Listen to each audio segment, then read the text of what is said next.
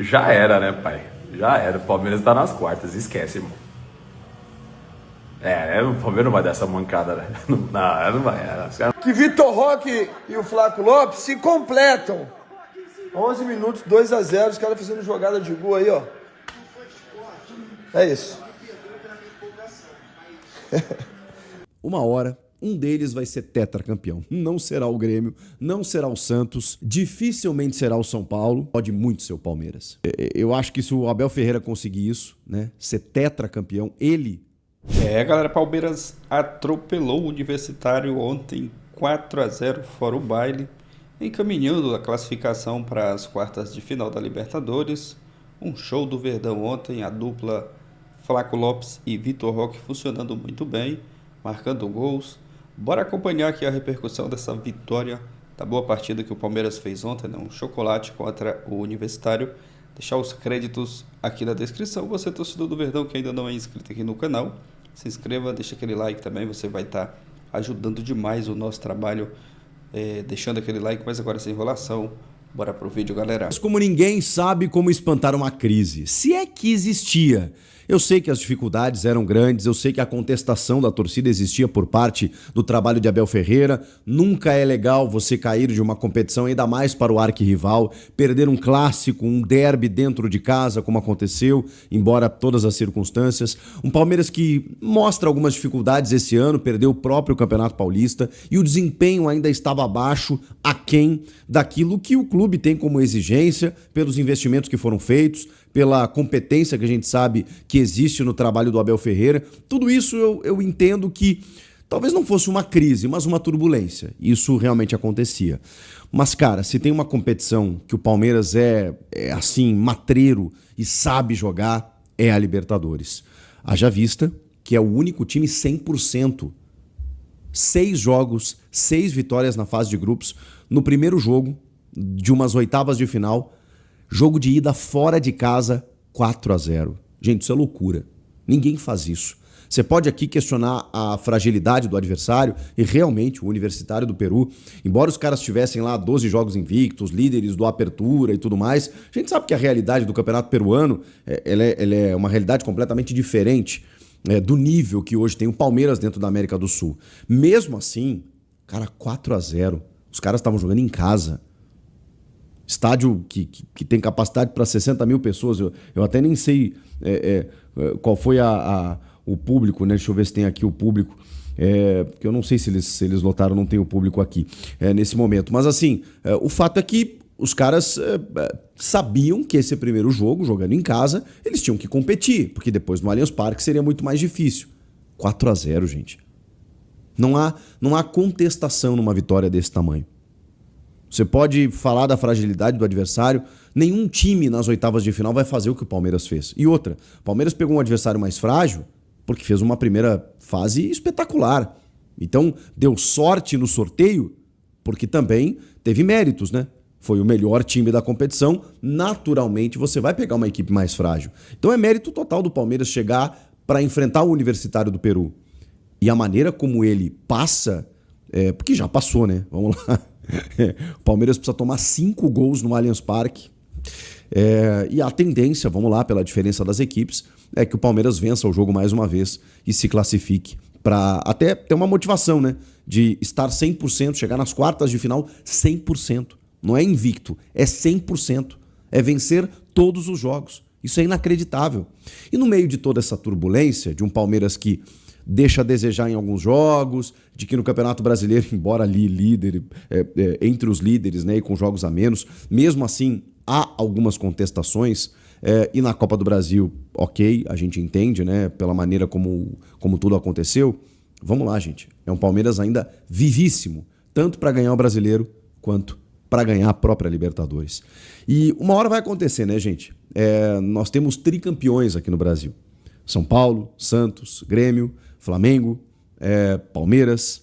Uma hora, um deles vai ser tetracampeão. Não será o Grêmio, não será o Santos. Dificilmente será o São Paulo. Pode ser o Flamengo e, cara, pode muito ser o Palmeiras. E é uma, digamos... Eu acho que se o Abel Ferreira conseguir isso, né, ser tetracampeão, ele tendo 3 títulos de Libertadores, apenas ele. Vamos lá, né? E aí a presença em mais um Mundial de Clubes. Que loucura, que loucura. A possibilidade existe. Claro, tem muita coisa para acontecer. A gente está falando de oitavas de final. Falando do jogo especificamente, tem uma novidade nesse jogo. Tem uma dupla de ataque que foi bradada, pedida, desejada, entoada, e o Abel Ferreira estava relutante. Ele estava relutante em colocar os dois em campo. E comentaristas, torcedores pedindo Vitor Roque e Flaco Lopes. O mais curioso disso tudo é que o Flaco, quando ele entra, por exemplo, nos jogos, no segundo tempo, normalmente o Vitor Roque titular e o Flaco Lopes no segundo tempo. Normalmente, o Flaco um cara de área. Então, para segundo tempo, uma bola parada, um cruzamento, né, do Piquerez e tal, bota o Flaco Lopes na área porque ele vai resolver, e ele realmente é muito bom na bola aérea. O Vitor Roque não é um centroavante fixo, um aipim, como a gente fala, uma mandioca plantada lá e sem sair do lugar. Muito pelo contrário. O Vitor Roque é, como diz o meu colega de jogo aberto, o Marco Aurélio Cunha, um cansa-zagueiro. Ele fica lá correndo para lá e para cá, porque ele se movimenta, ele sai da área, ele faz tabelamentos. Mas vejam só, Flaco Lopes também não foi esse cara fixo na área. Flaco Lopes também se movimentou. E eu já vinha falando do Flaco Lopes há algum tempo, porque desde os gols dele no Campeonato Paulista, ou em outros gols importantes que ele fez na Libertadores e no Brasileiro, cara, o Flaco ele tem talento, não só na bola aérea. Ele é um pouco subestimado, tá? Porque às vezes ele perde alguns gols, porque ele é meio desengonçado, porque ele é grandalhão, aquela coisa toda, mas ele sabe jogar. Ele não é como fala assim, né? Não joga no escuro quando ele tá com a bola no pé. Na linguagem do boleiro, né? Pô, não, aí apaga a luz. Quando bota a bola no pé dele, apaga a luz. Não é esse o caso. O Flaco Lopes sabe jogar. E hoje ficou muito claro. Você pode questionar a fragilidade do adversário. O que eu preciso analisar? Movimentação. A movimentação, ela foi fantástica, gente. O primeiro gol surge de um pênalti, de um tabelamento entre Flaco Lopes e Vitor Roque. O Flaco sai da área, movimentação, porque o Vitor, na verdade, tabela com o Flaco devolve, ele entra, sofre o pênalti. O Gustavo Gomes, se não me engano, é o maior zagueiro artilheiro da história da Libertadores com 13 gols. Deixou o nome dele um pouco mais gravado na história, não só do Palmeiras, como da América do Sul. Chute forte no canto, 1-0. Cara, isso com 5 minutos de jogo. 5 minutos de jogo. Aos 11 minutos, aí o tabelamento foi invertido. O Flaco vem de trás, ele domina a bola, toca pro Vitor Roque, que faz um pivô, acossado pela marcação, ele consegue devolver pro Flaco. O Flaco entra e chuta no contrapé do goleiro. Cara, é um golaço. Tá? Golaço. Porque ele pega a bola e ali ele podia chutar em cima do goleiro, ele podia chapar. Ele chuta no contrapé, o chute forte. Ali é visão. Ele olhou o goleiro e chutou no canto aberto. Frieza de centroavante. 2-0 Palmeiras. E o terceiro gol? Ele já tinha ganhado na disputa do cabeludo lá, o cucurelha da Shopee lá, o Riveiros, que, meu Deus do céu, é muito fraco, que acabou expulso por uma entrada criminosa depois no Flaco Lopes. Cara, o Flaco fez tudo no jogo, né? Ele fez 2 gols, ele deu assistência, ele cavou a expulsão. Que loucura! Deu assistência não, né? Ele deu passe pro pênalti cavado. Enfim, quase isso. Mas aí o terceiro gol era o Vitor Roque já tentando pelo lado esquerdo, ele tomou a frente do Riveiro, chutou, a bola saiu um pouquinho mascada, o goleiro pegou, e aí, na sequência, aí ele consegue. E aí você vê como o cara tá com confiança. O gol que o Vitor Roque faz é um gol que a gente estava esperando ele fazer desde que ele chegou no Palmeiras. O Vitor Roque do Atlético Paranaense é desse cara aí. Brigador, tomando a frente, chutando forte, fazendo gol de tudo que é jeito. Cara, ele faz um balaço, como a gente fala. Ele tomou a frente, ele queimou o goleiro. Ele queimou o goleiro no ângulo, porque ele tem uma finalização muito forte. Mas isso é o cara que tá com a confiança, tá com o pé calibrado. E aí a gente começa a ver que o Vitor Roque começa a aparecer. Flaco e Vitor Roque. O Abel fala na coletiva, ganhamos uma opção, né? É uma opção com cara de ser uma opção definitiva. Bora que esse é o Palmeiras com Flaco, com Vitor Roque, ou de novo é algo que ainda vai ser testado em situações específicas, como a gente chegou a esbarrar nesse assunto? Não, eu acho que vai ser uma opção constante. Constante. Definitiva não, porque obviamente nenhuma definição pode ser, nenhuma escalação pode ser definitiva no futebol brasileiro. E aí acho que tem uma questão tática também, que talvez você vai jogar contra o Flamengo, aí é melhor o Facundo jogar, talvez, né? Porque, obviamente, olhando para os caras de frente e tal, o Facundo é disparado, e não é que os outros sejam preguiçosos, que não marcam, mas assim, o Facundo, por que ele é um dos caras entre os 4 ou 5 com mais minutagem na temporada? É muito mais pelo que ele entrega na recomposição do que pelo que ele entrega ofensivamente. Então, acho que pode ter, eventualmente, em alguns casos, em jogos mais difíceis, a mudança por esse motivo. Agora, me parece que se você quer criar, se você quer produzir, hoje essa dupla ela tem que permanecer como titular por algum tempo, até que, eventualmente, os fatos desmintam que esta é a melhor possibilidade. Acho que alguns aspectos vão pesar. Primeiro, do ponto de vista do Abel, como o time recompõe contra equipes mais fortes com esses dois jogadores? Hoje, por exemplo, a recomposição não foi perfeita. Em alguns momentos do primeiro tempo, deu um certo espaço pelo lado direito, mas isso é super normal.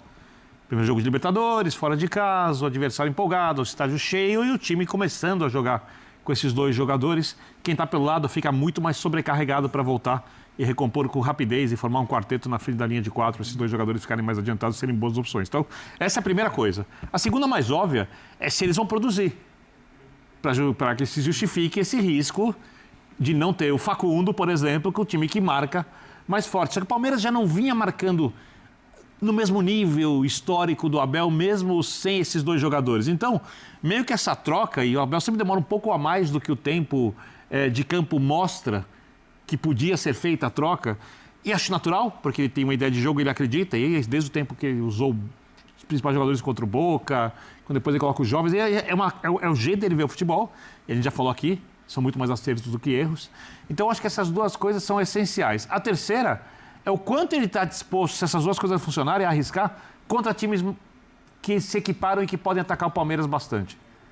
Aí eu acho que vai muito do que ele pensa, então as primeiras duas vai depender pode depender mais do time. Essa terceira, se as duas funcionarem, fica na conta do técnico. E são os adversários, né? Obviamente, quando entrarem juntos, você já vai ter um volante no Flaco, porque se ele tiver a liberdade para tocar com o Roque, quer dizer, já as coisas mudam. Claro. Né? Esse cenário fazia todo sentido por essa defesa do Universitário. Não que não possa ser replicado em outros jogos. Podia ter sido contra o Ceará, por exemplo. Mas os adversários já vão se mover.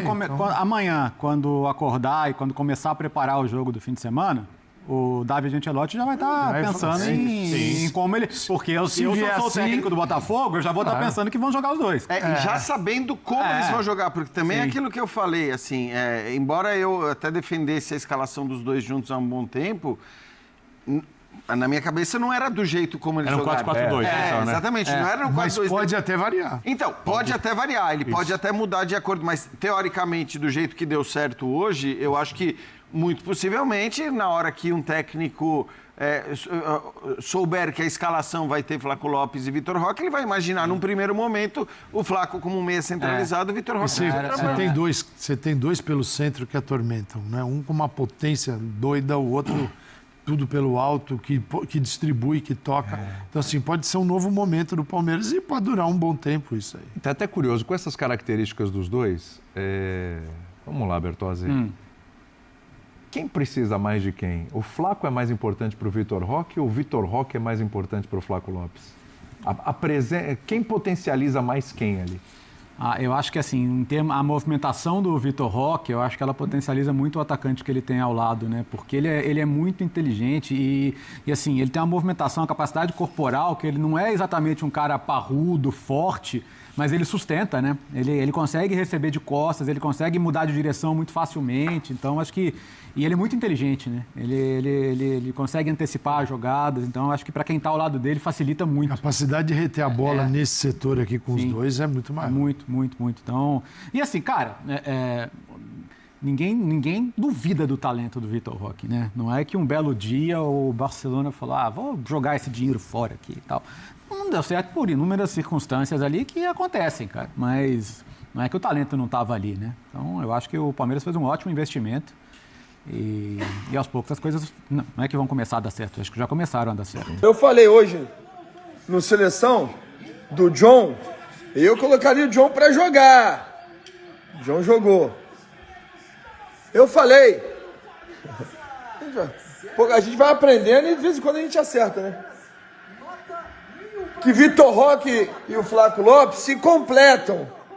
11 minutos, 2-0, os caras fazendo jogada de gol aí, ó. É isso. Boa noite. Vou falar uma parada pra vocês, ó. Eu tô aqui rindo sozinho. 3-0 pro Palmeiras, mano. Tá frio. 3-0 pro Palmeiras. Ô Fred, você me perguntou hoje. Vai ser. O que você acha do jogo lá? Vai ser fala? Como é que você pode esperar? Rapaz, jogo difícil, hein? Libertadores não tem jogo. Palmeiras meteu 3 no primeiro tempo. Esse tal de futebol, por isso que é da hora o futebol, mano. Você pensa uma coisa e vem outra. E aí quando você pensa que vai ser goleada, pô, os caras vêm, sofrem, meu Deus. Irmão, 3-0, fora os ameaços, irmão. 3-0, fora os ameaços. Já era, né, pai? Já era. O Palmeiras tá nas quartas, esquece, irmão.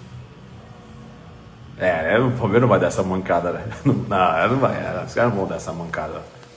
Fico louco com isso, mano. O cara tá vendo uma imagem no VAR. Meu Deus do céu. Pensa num negócio que me deixa louco, velho. O cara viu, ele vai expulsar. Tirou o amarelo, ele vai expulsar. Mas é claro que você tem que expulsar, irmão. Mas você não precisa ver 14 vezes o lance, mano. Você já viu que pegou o Flaco, pô. Tornozelo do cara. Aí o árbitro fica olhando o cara. Meu Deus do céu, cara. Já, tipo, na segunda. No máximo, na terceira, você já sabe, irmão. Os caras olham 15 vezes o VAR, irmão. Tenho nem o que reclamar, irmão. Pode ir pra ducha, irmão. Você tá louco, velho. Pelo amor de Deus, mano. Tem umas coisas que me incomodam tanto, velho. Cara, na segunda vez que ele viu, já dá pra saber, irmão. A gente no replay, você aí deve ter visto, tá vendo o jogo do Palmeiras? No replay você já fala, vermelho. Aí não, o árbitro não vai ficar 7 minutos no VAR. É isso, torcedor do Palmeiras, a repercussão da grande vitória do Verdão ontem contra o Universitário. 4-0 fora o baile, confirmando aquilo que muita gente já estava prevendo, né? O favoritismo do Palmeiras, com todo respeito, né? O time do Universitário, mas o Palmeiras era muito favorito, mesmo jogando fora de casa, lá na casa do Universitário. Palmeiras confirmando esse favoritismo, vencendo por 4-0, um baile, né? Um show do Palmeiras, noite histórica aí para o zagueiro Gustavo Gomes, chegando a 13 gols em Libertadores, e com esse gol, né, o Gustavo Gomes se torna o maior zagueiro, né, da história da Libertadores, com 13 gols, junto com o chileno, né, Rubem Espinosa. Gustavo Gomes, zagueiraço, um dos melhores zagueiros, né, aqui da América do Sul, se não o melhor, né, joga muita bola.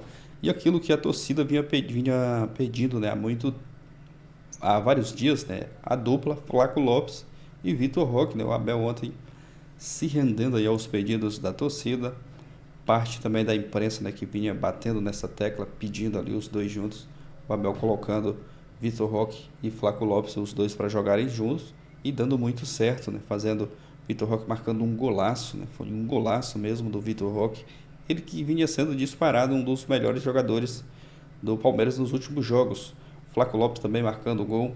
Isso foi importante, né? E é importante para os jogadores da confiança, da moral. E a dupla, como muitos torcedores, né, já vinham pedindo ali os dois juntos, dando muito certo mais uma vez ali. E agora o Abel vai ter que colocar, né, os dois para jogar. É claro que não vai ser todos os jogos, né, que os dois vão jogar. Mas ontem deu muito certo, os dois marcando gols e o Palmeiras atropelando, amassando o time do Universitário, né? O Flaco Lopes marcando 2 gols, Vitor Roque marcando 1 gol e o Gustavo Gomes fazendo história, marcando um gol ali, o primeiro de pênalti, chegando a 13 gols, maior zagueiro da história da Libertadores com 13 gols, uma partidaça do Palmeiras ontem contra o Universitário. Quem falou aí sobre essa partida foi o Marcão, né? O Marcão sempre ali na resenha falando sobre essa partida. E ele escreveu aqui no seu Instagram, né? Fazia tempo que eu e o Samuca não assistíamos um jogo tão na paz. Ontem o jogo foi tranquilo demais, né? O jogo foi sossegado para o Verdão. O torcedor assistiu ali na paz, na tranquilidade. Palmeiras não perdeu tempo. Já no primeiro tempo, né? Tava vencendo por 3-0. E o Marcão escrevendo, né, que fazia tempo que ele não assistia aí um jogo tão na paz como essa partida de ontem, né? O Palmeiras sabe muito bem jogar a Libertadores e ontem fez um jogaço. Muita gente vai falar, mas o adversário é um time muito fraco, mas o Palmeiras tem todos os méritos e atropelou, né? Amassou 4-0 fora o baile, encaminha a classificação para as quartas de final. Tem que ser uma zebraça, uma zebra aí muito grande para o Palmeiras não se classificar para as quartas de final, ainda mais que esse jogo vai ser em casa. Agora o foco, partida pelo Campeonato Brasileiro. No final de semana, né, tem mais uma rodada do Campeonato Brasileiro e o Palmeiras tem um jogaço aí contra o Botafogo no domingo. Vamos aguardar aí essa partida. Deixa sua opinião aqui abaixo, aquele like que vai estar fortalecendo. Valeu e até o próximo vídeo.